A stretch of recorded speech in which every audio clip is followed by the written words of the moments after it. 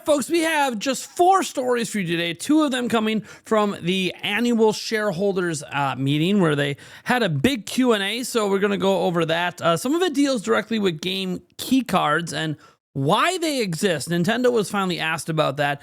Also, Nintendo apologizing for not being able to meet demand still towards the end of June for Nintendo Switch 2, specifically in Japan. We also have some other updates for you as well, such as the fact that Nintendo's having their first ever major eShop sale that does involve first-party games since Switch 2 came out. So that's really exciting. You know, they always say Nintendo never puts their games on sale, but, here's an opportunity where Nintendo is putting their games on sale, as are many third-party companies. And we have a story about how Nintendo, coming off of this shareholder meeting, has hit a new all-time high in the stock market. So look, when it comes to business-wise, Nintendo's doing very well, even if you may not like some of the answers today. And I'm going to talk about what we need to pay attention to moving forward to further understand the game keycard situation. I don't know that there's much evolution left in it, but if there is, it is something that we will understand probably after Donkey Kong Bonanza comes out. I'll explain why in a moment. First, I got to remind you, we are giving away 5 copies of Donkey Kong Bonanza right now. All you have to do is go down to the description or the pinned comment, click on the link. I wish everyone luck. We'll be drawing the winners in July. Let's go ahead and dive into this, where it says Nintendo president apologizes for Switch 2 shortages. What? We have shortages going on. So it says Nintendo Switch 2 has improved to be a highly sought after device, especially so in Japan. So much so that Nintendo president Shintaro Furukawa has apologized for the stock situation in the land of the rising sun. Furukawa says that more and more stores will be selling the product once supply meets demand, and that they're making every effort to supply retailers with Switch 2 consoles. Here's what he said, using the Deep L translation of the actual Q&A meeting. Currently, there is more demand than supply for Switch 2 in many countries, and we are not able to meet it. We understand that some of our shareholders have not been able to obtain the product. We have accepted lottery sales on the My Nintendo store since April. The number of applicants far exceeded our expectations.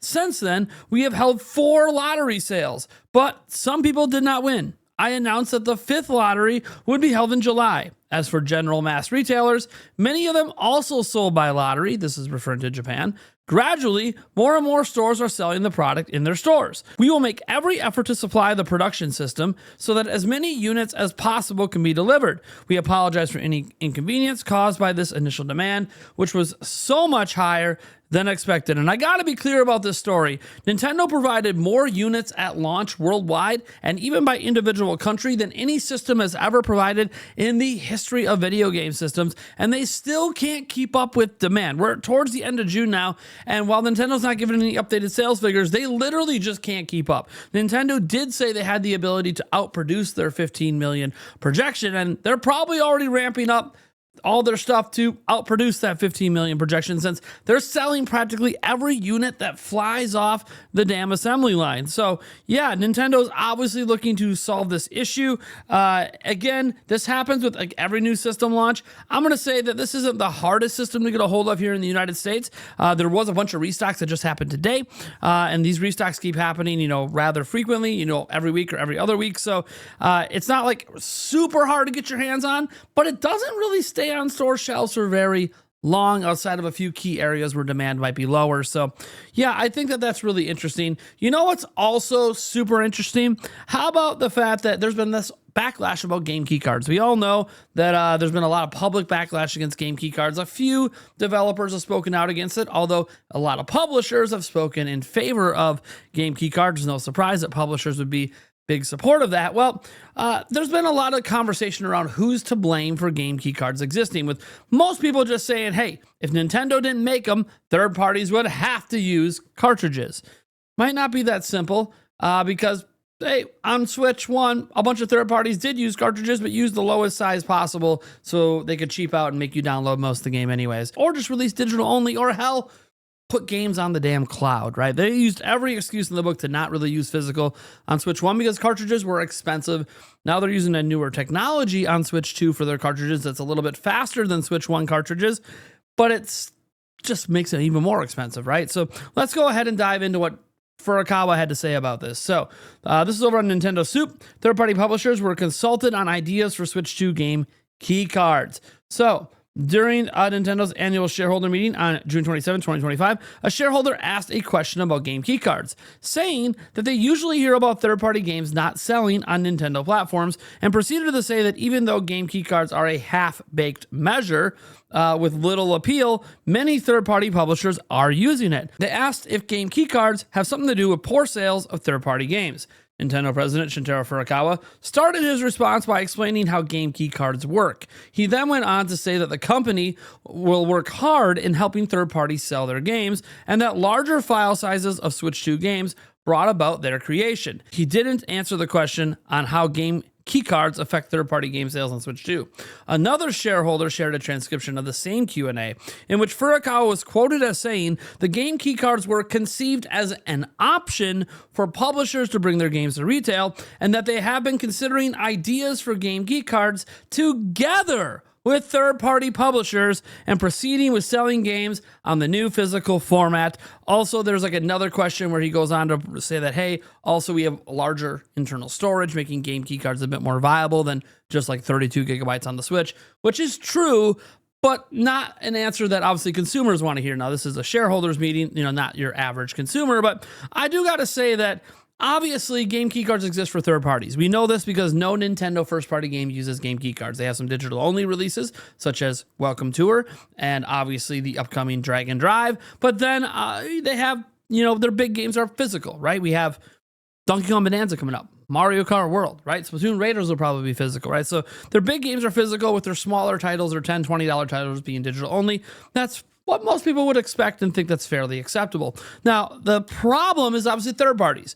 Outside of, I believe, 3 third-party games, everything's been a game key card. Now, the big thing about those 3 third-party games, or I guess 2 third-party games, I'm trying to remember. There's not that many full physical games that aren't Nintendo. That being said, every single full physical game at the moment is over 16 gigabytes. I bring this up because we do know factually through tearing down a Mario Kart World cartridge that it does not use a 32 gigabyte cartridge, but uses a 64 gigabyte cartridge. Now, that doesn't necessarily mean there aren't other cartridge sizes. One thing to remember is Nintendo never announces the public sizes of these cartridges because these are private deals between them and third-party publishers. We could say pretty confidently, or at least likely, that 32 gigabyte cartridges don't exist, or Nintendo would have used it with Mario Kart World. But since all the other games that have come out so far are larger than 16 gigabytes, we don't actually know if there is a 16 gigabyte cartridge or an 8 gigabyte cartridge or a 4 gigabyte cartridge. We don't actually know if those options are being offered. You might wonder how we know about it on Switch 1. Nintendo surely told us. No, actually, Nintendo didn't tell us. We know because the same reason we know 100% for sure that Mario Kart World uses a 64 gigabyte cartridge. We know because people physically opened up their cartridges and looked at the memory on it and realized it's 64 gigs. We obviously know Cyberpunk, which doesn't actually have the right markings on it to signify if it's 64 gigs or not.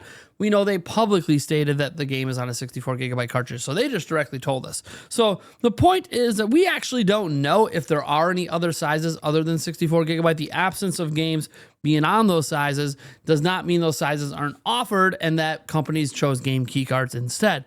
But that's where Donkey Kong Bonanza comes in. Donkey Kong Bonanza recently was updated to state that it'll be 8.5 gigabytes. And either way, when it was 10 gigabytes, notably that is a Nintendo first-party game that is on sale physically for the full physical version that is not larger than 16 gigabytes. Now, you might go, well, why would that matter? Because, Mario Kart World, didn't that prove that only 64 exists? No, it only proved that 32 gigabyte cartridges don't exist. And there might not be that big of a price difference between 32 and 64 to make it worth manufacturing both. The cost difference between them might just be like a few pennies. So Nintendo's like, why even make the 32 gigabyte? Just make the 64.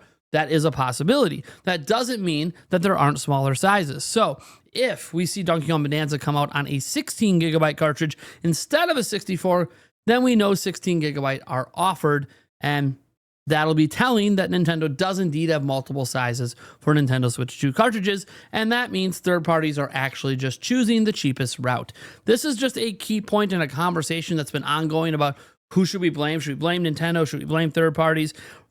Blame probably honestly is somewhere in the middle. Like, yeah, if Nintendo never invented game key cards, they couldn't get used. But then if they don't invent them, third parties could just choose to never release anything at retail or just skip the system altogether. So Nintendo does not have full third-party support, not even on Switch 2, at least not yet. Nintendo's not really in a position to just tell third parties you can't have what you want. So if third parties truly want these game key cards, Nintendo wants to satiate those people, so then they're more likely to support the system. So we'll leave it at that. Notably that a lot of these decisions are made by the publishers, not the actual game developers.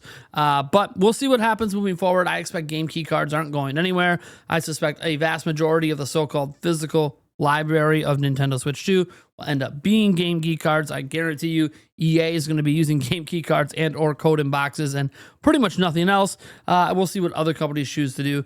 At least, if we do get Witcher 4, CD Projekt Red believes in physical, so that should be on a physical cartridge, or at least as much of the game as they can fit on a physical cartridge. So take that for what you will.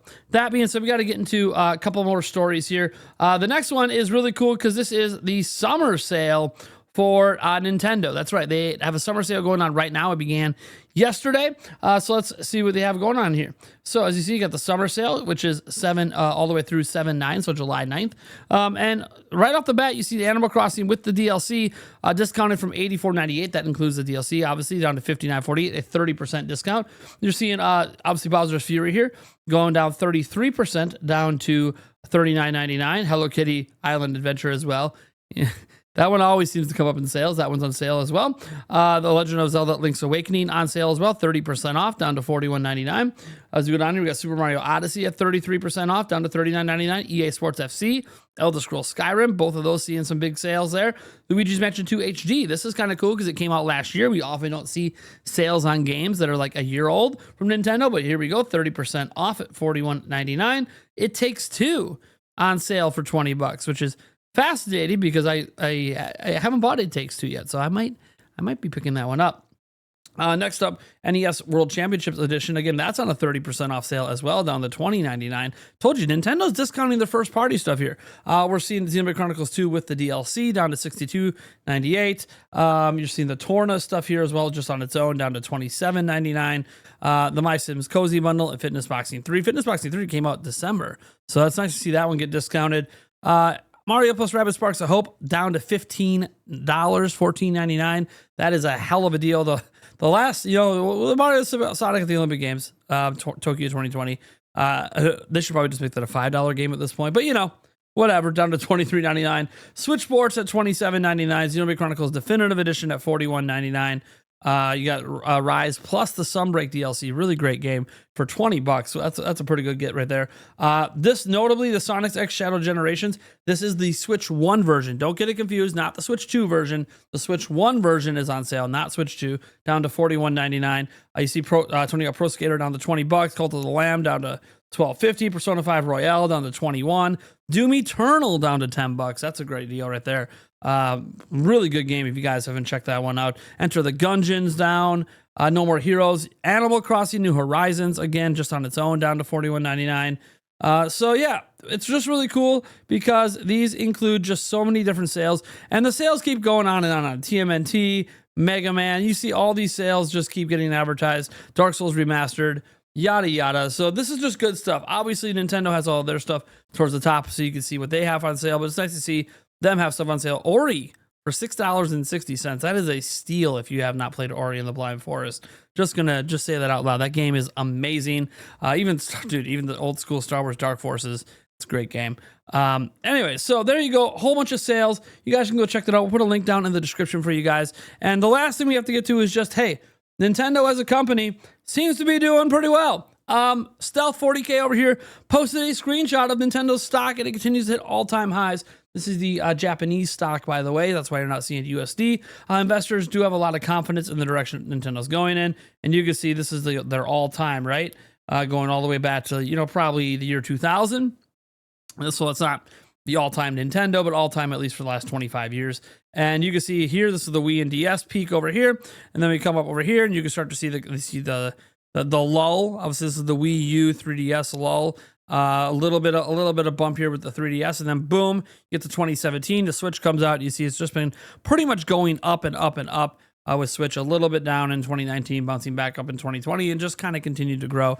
Again, a lot of this due to the hype over Switch, and then we get to 2025, and where we're at right now at an all-new high, up another 1.56% over yesterday, which, again, puts Nintendo at an all-time high for stock valuation coming off of their shareholders meeting. So clearly the shareholders meeting didn't deter anyone. One thing to note about the shareholders meeting, by the way, I know we're not going to cover any more stories from it. At least I don't plan to, unless something comes up in one of the translations where what we have currently isn't juicy, and there actually is juicy details, because Nintendo will release an official English translation probably in a few days. What I want to note is that most of the questions from the shareholders kind of got skirted around by Furukawa. He didn't really directly answer a lot of them, which isn't like Furukawa. Normally, he's a pretty straight shooter with these Q&As, but he was getting asked a lot of questions that seemed to come from fan perspectives, and he really just didn't have answers. One of the few ones, I guess, was like he was asked about, hey, with the success of Nintendo Music, are you guys planning to do like more concerts and stuff? And he kind of said, yeah, probably, basically, like, maybe. He didn't shoot down the idea, but it's kind of like if there are plans, it's not like we're going to talk about it right now. Nintendo has done orchestra concert series over the years as well for anniversary. We have the Zelda 40th coming up. Won't be surprised if there's like a new concert series for that, like there was for the 30th. But, this is just one of those things where I think that Furukawa is just really highly focused on trying to get enough units out. Like his biggest stress at the moment is likely that they are not providing enough units, especially in Japan right now. Japan's demand is absolutely insane. Like if they could deliver 1 million units this week to Japan, all 1 million units would sell. Like that's how insane the demand is in Japan. So I think he's honestly just under a lot of stress because the demand has massively exceeded Nintendo's expectations, which were already really high, which is why they had more units available at launch than ever before. And they're still not able to meet demand. And it's kind of crazy when you think about it, because like the big game that that's the must-have to buy a Switch 2 right now is Mario Kart World. And Mario Kart World is that game that had the most online backlash. And I have to air quote online backlash because I haven't heard anyone in person talk shit about Mario Kart World. I know people that have it. I've played it with them. They haven't really talked shit. The only time I heard anyone pipe up is when they were a little bit upset about the update Nintendo did the other day. We talked about that in yesterday's video where they made it so the randomizer now actually can pick 3-lap courses or pick the intermission courses, which is exactly how, like, when you pick the 3 tracks, it could be intermission or it could be a 3-lap. Yeah, that's interesting is that's probably the way the mode was always intended, and it was a bug that random pretty much always picked the 3-lap.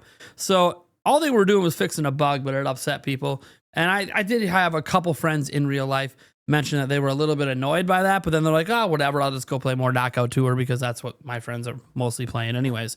I do think that Nintendo should probably just add a new mode that's only 3-lap courses. That would fix a lot of it. I think the standard online mode like that probably should have all the intermission and all the normal courses because it's literally all of Mario Kart. It should have everything. So, and everything should be treated fairly. I actually think that that's the right thing to do for that mode, but I doesn't mean, or at least what Nintendo should be taking feedback from this is, hey, people do like just having a mode that's only 3-lap courses. So maybe you should just add a new online mode and a free update in the future. Please, a free update. Don't make it paid DLC, but a free update where people could just do that as a separate mode with separate online rankings.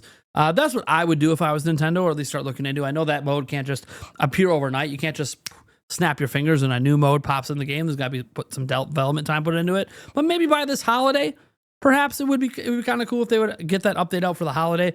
Again, obviously, I'm not saying this is ever going to happen, and I'm not saying you're going to be happy with those changes. But what I am saying is that that's the key game that everyone's rushing out to buy Switch 2 for. And it's kind of wild because that's the game that has like all this controversy around it. Then again, maybe at this point, it's that what appears to be excellent Donkey Kong Bonanza that's now starting to drive demand because, dude, in fact, let's go look at that quick. I haven't even bothered to check the views on the Donkey Kong Bonanza, direct in a while, at least the ones on Nintendo of America. I know it's got millions of views on like every single one of these in the other countries, but I'm just kind of curious about the Bonanza direct. Oh yeah, it's at 3. Well, let me full screen this here. It is at 3.7 million already views. That's probably going to cross 4 million off the Nintendo of America account. So that to me is Just wild. So that could be what's really driving demand right now is that game. Maybe the Splatoon Raiders announcement's driving demand as well. Splatoon is huge in Japan. Dragon Quest 1+2 HD also is supposed to come out later this year. That's going to be massive in Japan. So Japan just has a lot of reasons. They love Switch. They love Nintendo. They love a lot of the games coming out. So yeah, we'll see what happens. But I'm excited for the future of Switch 2. Like genuinely excited.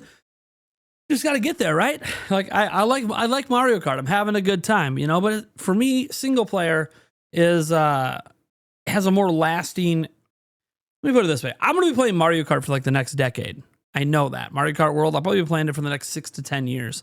I won't be playing Donkey Kong Bonanza for the next 6 to 10 years. But what I will say is, when Donkey Kong Bonanza comes out, yeah, I'll be playing that for a few months. I like to take my time and really enjoy games like that. Whereas Mario Kart, I like to take my time with too, but that time taken is spread out so far that it's kind of like, yeah, okay, I'm getting my multiplayer fix in. I need that single player fix as well, you know? And some of the third-party games are neat, and I'm getting a little bit of it. Split Fiction's giving me some, although in a different way with a co-op experience with my wife. But I'm waiting for that next like single-player game to really deep dive into. And it looks like Bonanza's answering the call here in 2.5 weeks, 20 days, 3 weeks, I guess. So, all right, I'll catch you guys in the next video.